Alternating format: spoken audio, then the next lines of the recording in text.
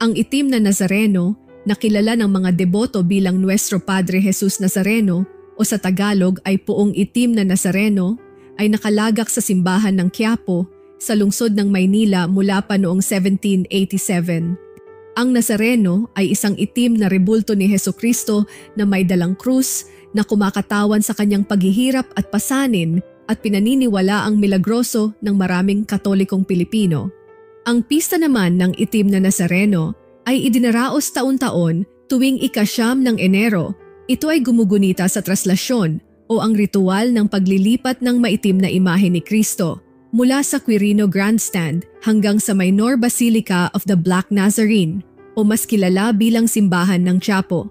Dinadaluhan ng libu-libong Pilipino ang kapistahang ito at taus-pusong nakikilahok sa prosesyon ang mga deboto ng Nazareno dahil sa matinding paniniwala sa mga milagro ng mahal na